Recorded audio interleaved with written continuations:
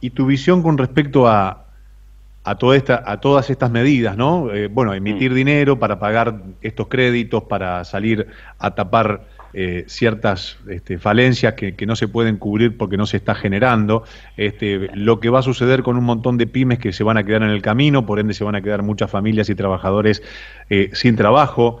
Bueno, y así podemos sumar. ¿Cuál es ese futuro inmediato de la economía argentina?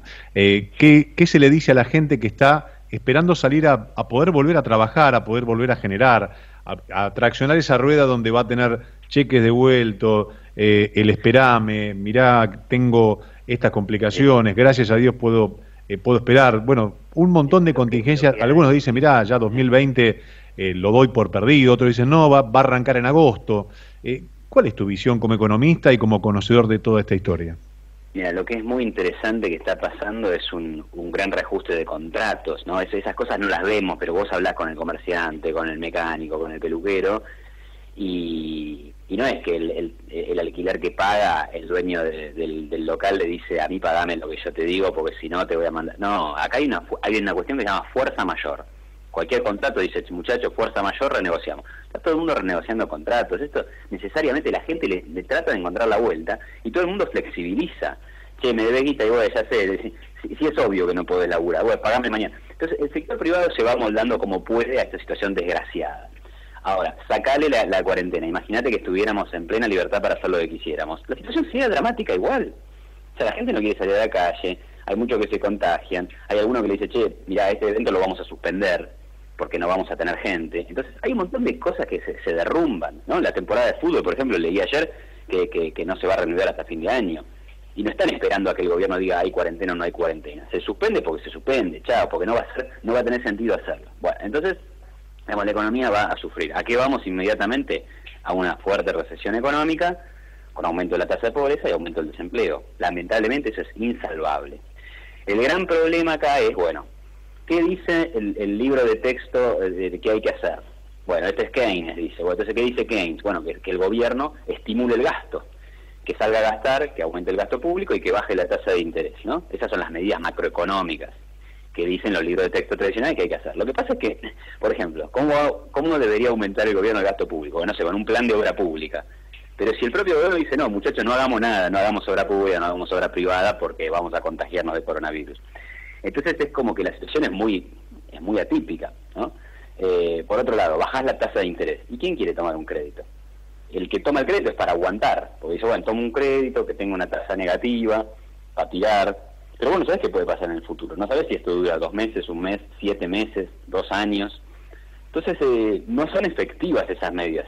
Se ha derrumbado la producción. Y si se derrumba la producción, vos podés tener un montón de crédito, un montón de demanda, que ni siquiera va a aparecer, porque no hay demanda y no va a haber, pero vos podés tener un montón y no te va a reactivar. O sea, la cantidad de bienes en la economía es menos, se produce menos, entonces somos más pobres. Así que, y ahí te agrego un tercer factor, que es la Argentina. Argentina ni siquiera tiene para aumentar el gasto público y bajar la tasa de interés. ¿Por qué? Porque este gobierno arrancó bajando la tasa de interés 27 puntos porcentuales en un contexto de altísima inflación, 27 puntos porcentuales antes del coronavirus. Y eso fue una irresponsabilidad enorme, enorme. Ya íbamos a más inflación solamente por eso. Y a más brecha cambiaria y todo. Bueno, imagínense ahora, peor todavía. Ya estamos en 70%. Más inflación. Y esto recién ¿Tenés está. algún estudio hecho de cuánto podría llegar a ser la inflación este año? No, antes tenía 40% de inflación este año, que es más o menos estaba dentro del consenso.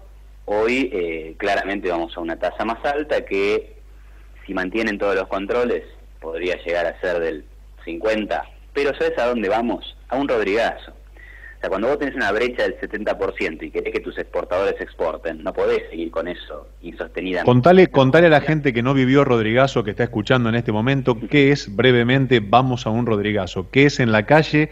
¿Qué es en el bolsillo? ¿Qué es en la góndola? ¿Qué es en el día a día? Sí, sí.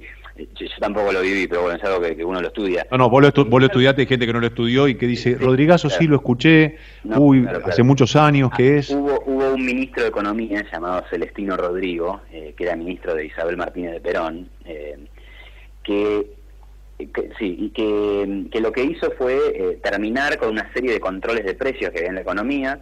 Había tarifas congeladas, había un tipo de cambio oficial congelado, había precios del supermercado congelados, y obviamente que todo eso, que parece fantástico cuando nos lo venden, nos dicen, mira, ahora los precios van a ser bajos. En realidad lo que termina pasando es que genera una serie de escaseces e ineficiencias que derrumban la economía. Entonces, ¿qué hizo Rodrigo? Dijo, bueno, esto ya es insostenible, tenemos que liberar algunas variables. Ahora, ¿qué quiere decir eso? Y mirá, te suelto el dólar salta la inflación, cae el salario real, es decir, el poder de compra del trabajador cae, suben las tarifas, sube la nafta, sube la sandía, sube la lechuga, y bueno, entonces vivimos peor y tenemos un shock inflacionario, es decir, salta la tasa de inflación, salta el nivel de precios, y si estábamos ahora en alrededor de 48% de inflación, a mí no me extrañaría que el día que pase eso, vayamos al 70% de inflación. No quiere decir que vamos a la hiperinflación, ni que va a ser 70% anual de acá a 5 años, no. Pero en ese momento, ese año, esos meses, van a ser el momento del sinceramiento. Y el sinceramiento es eso, lamentablemente. Porque, bueno, acá no vivimos en una irrealidad económica. Estamos hablando con Iván Carrino, que es economista, sobre toda esta historia que estamos viviendo. Tema petróleo. ¿Por qué si el petróleo cotiza tan bajo y está toda esta historia que dicen, bueno, ahora vale menos tanto, y le están diciendo a los compradores y los invitan a llevárselo porque no lo pueden almacenar? ¿Por qué en este tipo de economías no baja el valor de la nafta? ¿Debiese bajar? ¿No es vinculante con el precio? No, en principio debería bajar el precio de la nafta, lo deberíamos ver en los surtidores. En Estados Unidos la relación es muy directa: cuando sube el precio del petróleo, sube el precio de la nafta; cuando baja el precio del petróleo, baja el precio de la nafta, por una cuestión de los costos de producción y la nueva producción que genera una baja del costo, ¿no? En Argentina, a ver, debería bajar también. ¿Por qué no baja? Porque puede haber resistencia de las cadenas a bajar el precio. Piensen que están vendiendo un 70% menos de lo que vendían antes. Si encima bajan el precio, van a la quiebra total. Pero también hay restricciones del gobierno. Por mucho tiempo Argentina tuvo lo que llamaba un barril criollo, es decir, que si en el mundo el barril de petróleo valía 80, acá valía 40, y si en el mundo valía 10, acá valía 40. Es decir, como el gobierno garantiza un precio mínimo para el valor del petróleo interno. ¿Y eso para qué lo hace? Para beneficiar al que está produciendo petróleo en Argentina. Por supuesto que lo hace, en algunas circunstancias, a costa del consumidor. ¿Por qué? Porque si el consumidor pudiera importar petróleo, pagaría los $10 que vale hoy en el mercado mundial, y sin embargo estará pagando 40 o más. Algunas de esas restricciones deben estar operando ahora, la verdad que no sé el detalle, no sé por qué no está bajando inmediatamente el precio de la nafta. También tenemos que pensar que el petróleo baja hoy, es un precio volátil. Tal vez si se empieza a reactivar la economía china, si Estados Unidos mejora, de repente el precio del petróleo te puede ir a $20 rápidamente, y bueno, entonces vos vas a decir, bueno, no voy a bajar tanto, bajo un poquito. Entonces tal vez la nafta está esperando un poco que el precio se estabilice para ver qué hace con su negocio, ¿no? La última, Iván, y ya te agradezco que me hayas atendido, como siempre, muy gentil, que es la pregunta de la calle. ¿Y cómo se sale de esto?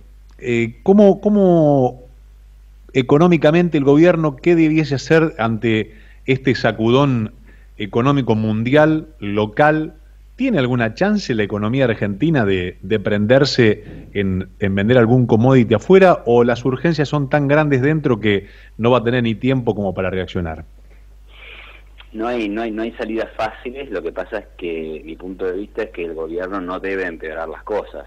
Yo soy partidario de flexibilizar la cuarentena, permitir trabajar a la gente y ser, digamos, muy enfático en la necesidad de preservar a los grupos de riesgo.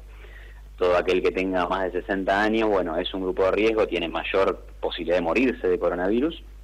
Entonces hay que idear formas de mantenerlos aislados.